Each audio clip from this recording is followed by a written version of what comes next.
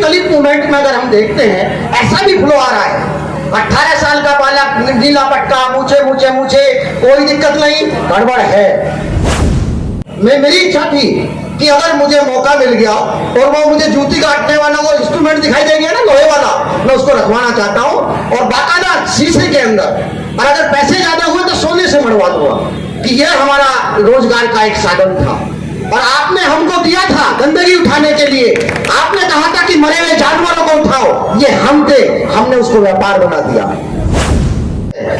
आप तो एजुकेशन की वजह से बैठे, आपका पहला और अंतिम उद्देश्य अगर कोई है तो आपको बच्चों के साथ पढ़ा रहे हैं ना। अगर आप अपने बच्चों को पढ़ाना चाहते हैं और मंचों से आप ये कहते हैं कि बाबा साहब ने ये कहा था कि पढ़े लिखे लोगों ने धोखा दिया है, तो इसका मतलब बच्चों को मत पढ़ाओ, धोखेबाज मत ना हो जाए, आपसे कोई गलती ना हो जाए, इसलिए आपको वो सब चीजें, हो सकता है कि मैं झूठ बोल रहा हूं लेकिन मुझे कहना पड़ेगा ही, ये तय है।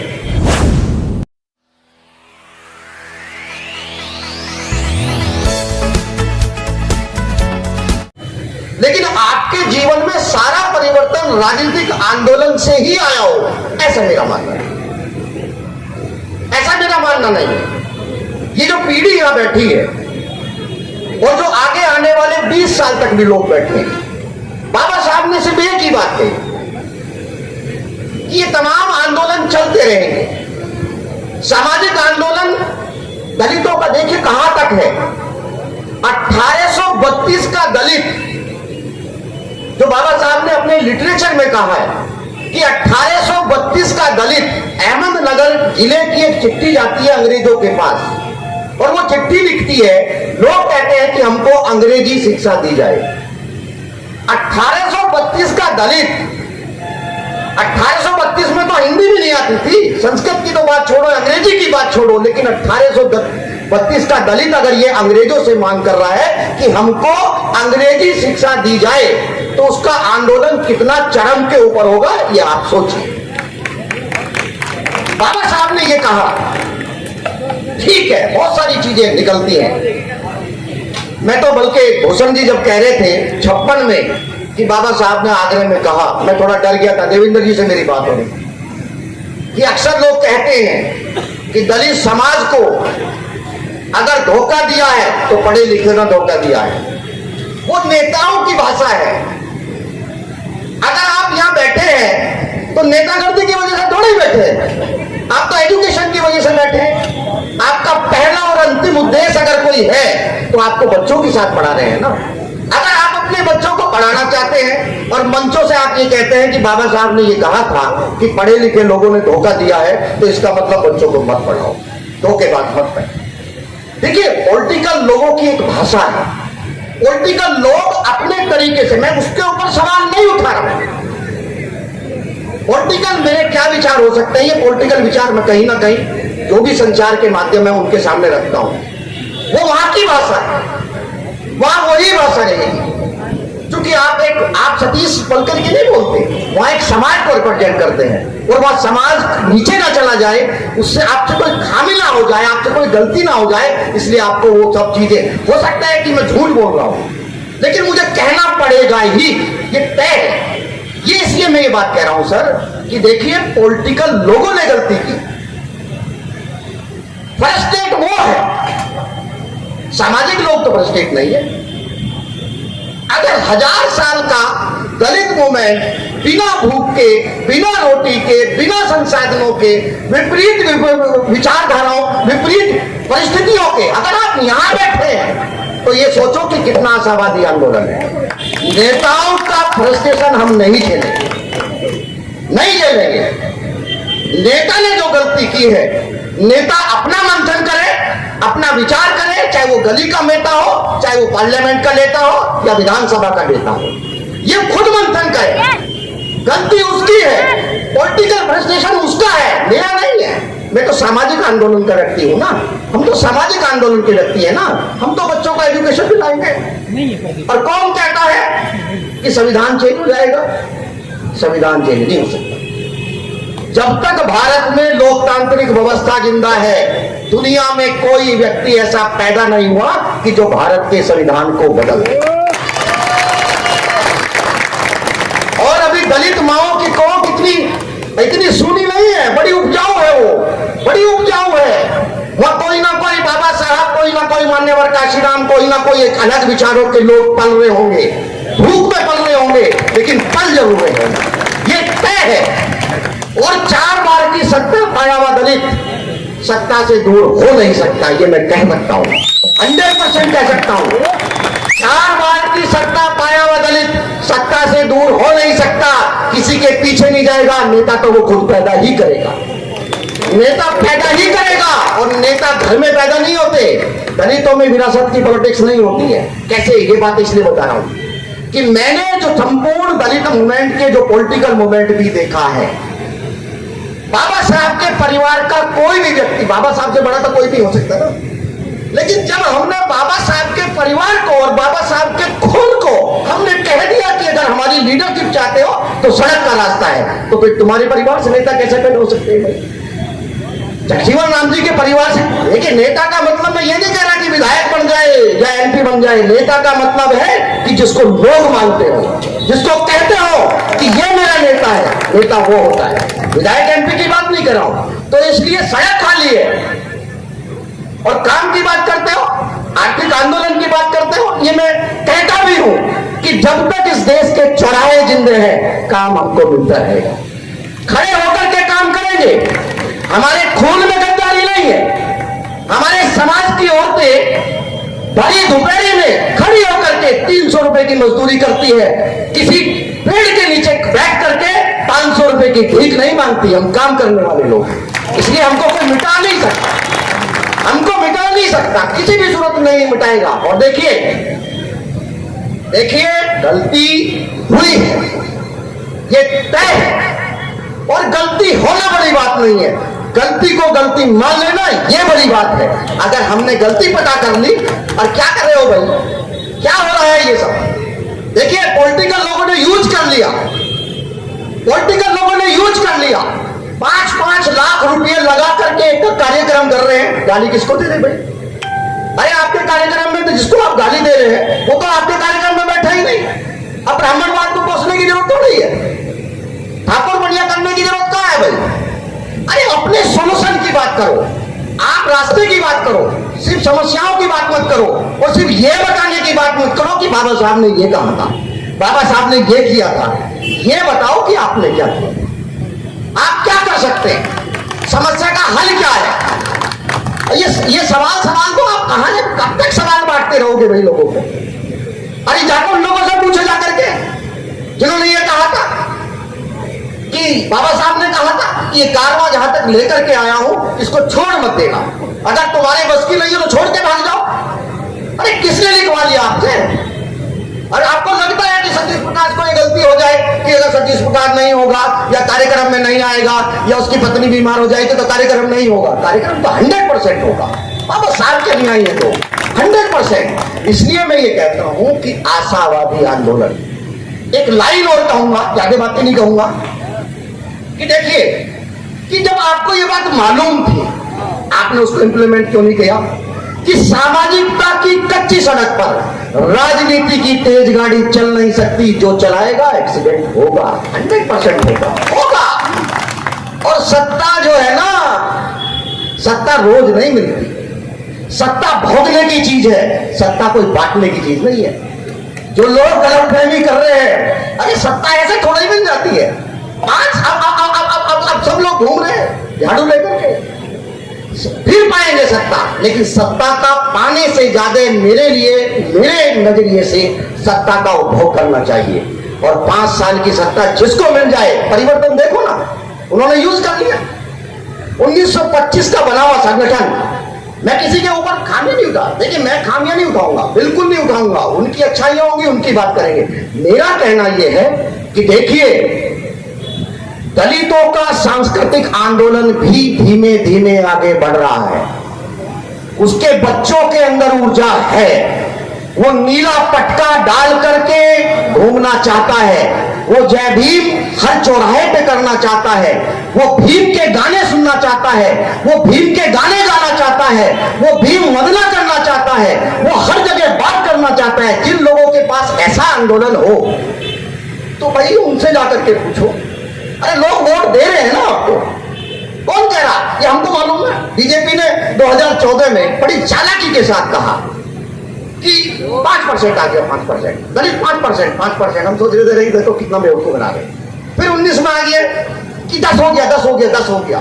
फिर 17 ये करते करते 25। कोई जाटा वोट नहीं दे रहा, कोई दलित वोट नहीं दे रहा, लेकिन वो रोज समझा रहा है, कंफ्यूजन क्रिएट कर रहा है, कंफ्यूजन। और ये कंफ्यूजन कहीं ना कहीं हमारे नेताओं की वजह से क्रिएट हो रहा है। उन दलालों से जाकर के पूछो ना, गलती आपकी है, हमसे क्यों पूछते हो भाई? हमने वोट आपको दिया है, आप वोट को सत्ता में नहीं परिवर्तित कर पाए तो ये अपने आप से पूछो। और एक बात और जो कड़वी सच्चाई है कि तमाम नेता बीमार है। नेता बीमार इसलिए है कि हमारे यहाँ कोई गली मोहल्ले में भी अगर प्रधान बन जाए तो पहले वो ओबीसी आंदोलन करेगा, दलितों का परिवर्तन तो उसने कर दिया, फिर वो मुसलमानों को जोड़ेगा। अरे पहले क्या कर रहे हो भाई? अरे देखिए, सुनिए ध्यान से, कोई भी कमजोर के साथ नहीं जुड़ता और दलित के साथ तो वैसे ही नहीं जुड़ता। जब तक आप ताकतवर नहीं होंगे कोई आपसे नहीं जुड़ेगा। आप ताकतवर बने, लोगों ने आपको वोट दिया, लोग आपसे जुड़े, ये आपको पता ही नहीं है भाई। अरे मेरे लिए दलित बहुजन समाज पार्टी या मेरे लिए कोई राजनीतिक दल एक विचारधारा हो सकती है। एक ओबीसी के लिए क्यों विचारधारा होगी, एक मुसलमान के लिए क्यों विचारधारा होगी? आप मुसलमान से वोट मांगने गए थे क्या? आपने मुसलमान को यह बताया था कि सत्ता हमारे पास आएगी? कि कहीं ना कहीं इन चर्चाओं के ऊपर चर्चा भी होनी चाहिए। देखिए सर, एक बात मैं और कहूंगा कि अभी हमको 2 पीढ़ी की जरूरत है, सिर्फ 2 पीढ़ी दलितों की 2 पीढ़ियां कहीं ना कहीं सरकारी संसाधनों की तरफ, नौकरी की तरफ, एजुकेशन की तरफ, ऐसा कुछ चले जाए। हमको एक ऐसा आदमी मिल जाए कि हमारी 2 पीढ़ियों की वो लड़ाई लड़ सके, उसके बाद हम किसी के कब्जे नहीं आने वाले। शकल बढ़िया है, फर्स्ट क्लास, टनाटन बोलते हैं, बिल्कुल टनाटन, 100%, बिल्कुल खरा माल। हमारे यहाँ गद्दारी नहीं है। हमारे यहाँ आप देख लीजिए, अगर किसी की दुकान है, भाइयों के झगड़े में मारपीट तो रोज होती है गली मोहल्ले में। बहू ससुर को गाली दे दे, ससुर बहू को गाली दे दे, ऐसा भी हो सकता है। हमारे यहाँ मर्डर नहीं होते, जमीन जायदाद के ऊपर दलितों में मर्डर नहीं होते, ये तय है। वो लोग लड़ के भी उनको रोटी देते हैं। जो आदमी शराब पीता है, घर में रोज झगड़ा करता है, जिस महिला के साथ मारपीट करता है, वो महिला भी लास्ट में जाकर के 10-12 बजे के आसपास अपने बच्चों से कह देती है कि जा इसको थोड़ा बहुत 2-4 रोटी दे दे, इसको खा लेगा, नहीं तो मर जाएगा। ये भी एक प्यार है। तो एक ऐसी समाज जिसके पास हो, जो स्किल्ड समाज हो। आपसे नौकरी थोड़ी मांग रहे सारे लोग, काम कौन किसको दे रहा भाई? कौन पॉलिटिकल पार्टी किसको काम दे रहा है? अरे नौकरी तो आरक्षण दे रहा है भाई, आप थोड़ी दे रहे हैं, आप रोटी थोड़ी दे दोगे, रोज कमाएगा रोज खाएगा। ये कैसे हो सकता है भाई? इस देश के 2 करोड़ दलित सड़क के ऊपर थे। अगर कोई लीडर होता तो जो उनके घर की तरफ जा रहे थे, अगर उसके अंदर लीडरशिप होती तो उनका रास्ता अगर संसद की तरफ मोड़ देता तो इस देश में भूचाल आ जाता। लोगों के पास रोटी नहीं थी, लोग जा रहे थे। और टीवी क्या बता रहा था कि लड्डू कैसे बनते हैं। आज करीना कपूर ने कौन सा केक बनाया? आप भी खुश हैं? आपको दिखाई नहीं दिया कि वो जा रहे हैं भाई? उनसे पूछो ना, उन लोगों से पूछो भाई।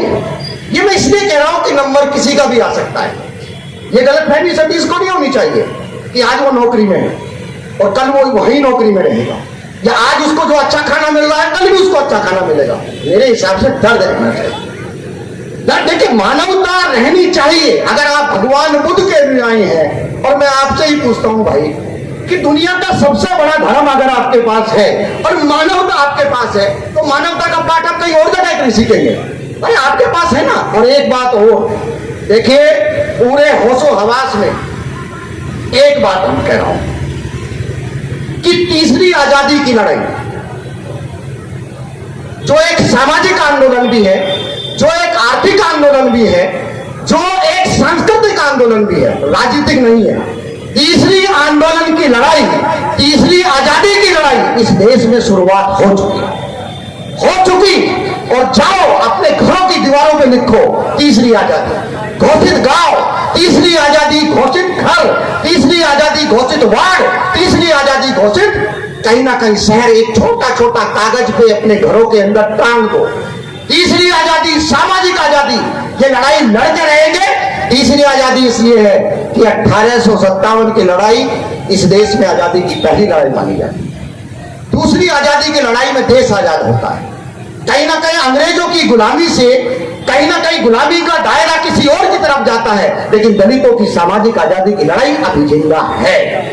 वो सामाजिक न्याय की, जब तक इस देश में सामाजिक न्याय रहेगा, इस देश का दलित तीसरी आजादी जो सामाजिक आजादी की लड़ाई है वो लड़ी जाएगी। लड़ी के सुनिए, मैं ये नहीं कह रहा कि मूंछों पे तेल लगाओ।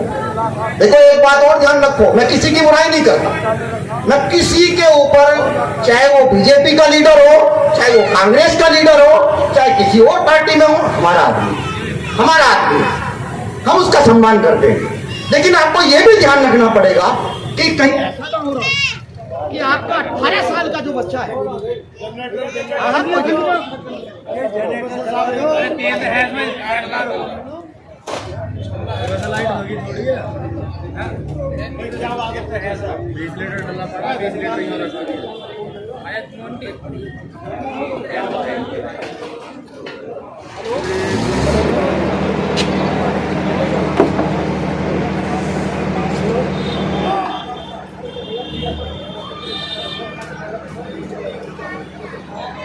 क्या फ्रेम बनाई थी, ऐसी फ्रेम बनती है, लाइट बनती थी, इतना मुंह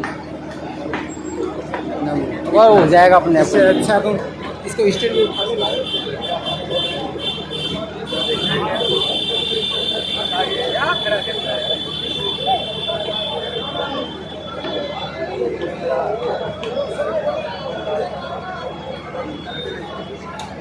बहुत अच्छे है रिपोर्ट के अंदर।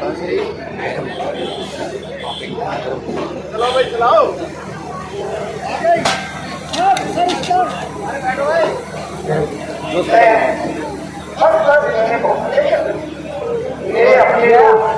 हम जाते हैं, मैं लिख भी नहीं पाया 2-3 दिन से। असल में संडे के दिन वाइफ को थोड़ा सा है ना, अब हो जाता है। देखो आप देखो, गाली तो सबको खानी है, आप लेट जाओ उनको बोलना है, ये अधिकार है। कब तक लड़ोगे कि नहीं? और वो जो सामाजिक लोग हैं उनके साथ समस्याएं रहती हैं कि नहीं, वो कोई दिक्कत नहीं है। देखिए मैं ये बात जरूर कहूंगा, लास्ट अंत कह रहा हूं हाल कि इस बात को भी चेक करो कि जो आपका 18 साल का या 15 साल का या 14 साल का बच्चा है और उसका स्कूल जाने में इंटरेस्ट थोड़ा कम है, कहीं ऐसा तो नहीं है कि वो गले में नीला पटका डाल करके और मूंछ को ऐसा वो ऐठना तो नहीं शुरू किया? चेक करो उसको, चेक करो, क्योंकि पिता इस बात को लेकर के खुश है कि मैंने एक बेटा कहीं ना कहीं बाबा साहब के मिशन के लिए दे दिया। हमको ऐसा बच्चा नहीं चाहिए। 18 साल में ये मिशन, ये लड़ाई एक दिन की लड़ाई नहीं है, ये हजारों साल की लड़ाई है। इसको लड़ने के लिए कम से कम 100-200 साल चाहिए। हमको अनपढ़ गंवार, मूंछों पे तेल लगाने वाला, मूंछों पे ऐठे लगाने वाला बालक नहीं चाहिए। हमको एजुकेशन वाला बच्चा चाहिए। 25 साल एजुकेशन ले, हमको नहीं चाहिए। 25 साल का से कम का बच्चा हमको दलित मिशन का हिस्सा नहीं चाहिए। क्या करेगा दलित मिशन? जाकर के चोरी करेगा? अरे जा पढ़, नौकरी कर, उसके बाद तुझे तेरी पत्नी, तेरा बहू, तेरा परिवार अगर मौका देता हो तो जा लोगों के, और काम भी नहीं कर सकता तो 150-200 कुछ तो दे सकता है भाई, और कुछ ना भी दे, अरे कम से कम तेरा जिस गली से हम गुजरेंगे हम ये कह देंगे कि ये दलित समाज के आदमी का मकान है, ये मकान दलित समाज के आदमी का, यही काम हो जाए। तो इसलिए देखिए, मूंछों की बात मैं इसलिए कह रहा हूं, कुछ बातें ऐसी हैं, एक ये भी फ्लो आ रहा है, ये भी दलित मूवमेंट में अगर हम देखते हैं ऐसा भी फ्लो आ रहा है। 18 साल का बालक, नीला पटका, मूछे मूछे मूछे, कोई दिक्कत नहीं, गड़बड़ है, उसको रोकना है, उसको सही रास्ते पे लेकर के जाना है, उसको एजुकेशन के रास्ते पे लेकर के जाना है, उसको सही रास्ता दिखाना है। अगर वो एजुकेशन नहीं पा रहा तो कहीं ना कहीं उसको स्किल्ड लेबर बनाना है। ये बात मैं इसलिए कह रहा हूं सर कि वैसे तो कोई भी बनना पलट दो किसी का भी, हमारा पन्ना जो है एक ठीक है, उससे पिछले वाला। हमारे यहाँ दो तरह के लोग हैं, किसी के दो पन्ने ठीक है, मेरे जैसे का पहला ही पन्ना ठीक है, उससे पहले वो कहीं ना कहीं मजदूरी वाला इतिहास का पन्ना है कि नहीं। अगर मेरे फादर एक मजदूर आदमी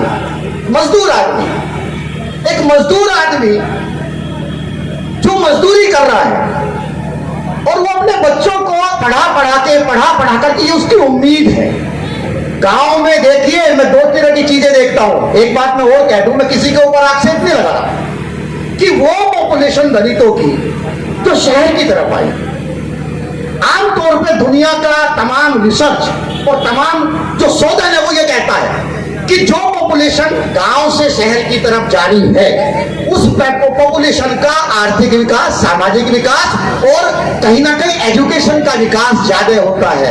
लेकिन मैं 1,00,000% दावे के साथ कह सकता हूं कि हमारी वे आबादियां जो शहर में दलित आबादी की तरह से पनपी, कहीं ना कहीं एजुकेशन का लेवल वहां बहुत गिरा। गांव में जो आदमी बैठा था वहां एजुकेशन का लेवल शायद बेहतर रहा। अब ये क्या कारण है, इनके ऊपर भी कहीं ना कहीं चर्चाएं होंगी। और सर बहुत सारी बातें कही, और एक लास्ट बात कही कि देखिए, इकतारे की एक धुन है, वो दलित इंस्ट्रूमेंट है। दलितों का तमाम जो आंदोलन पनपा है, मैं समझता हूं कि जब वो दलित जंगल में होगा, कैसे कैसे जी रहा होगा, मार खा के आया होगा, तो वो गाना गाता है, वो गीत और संगीत की बात करता है। और वहां एक तारा है जो मुझे समझ में आया कि जो एक तारा है जिसमें एक पका हुआ वो लौकी और उसके अंदर एक वो, और उसके एक तार, दो तार नहीं, एक तारा वो दलित इंस्ट्रूमेंट है। कभी कभार कहीं मिले तो अपने घर के कोने में भी उसको रखो, बच्चों को बताओ कि भैया ये एक तारा है। आप मेरी बात समझ रही ना, एक एक चीजों को सजाना पड़ेगा। देखिए हमारे पास ज्यादा चीजें नहीं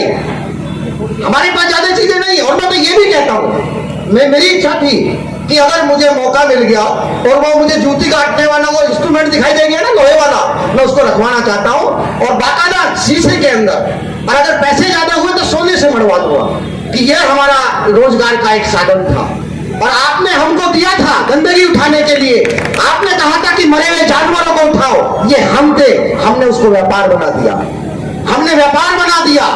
आज 30,000 करोड़ रुपए का लेदर एक्सपोर्ट होता है इस देश से, हमने व्यापार बनाया था, आपने तो गंदगी दी थी ना। तो ये चीजें हैं सर, मंथन होगा, चिंतन होगा। मेरा तो मानना यह है कि बिल्कुल आशावादी होकर के ही सब रहेंगे। सबको मेरा जय भीम।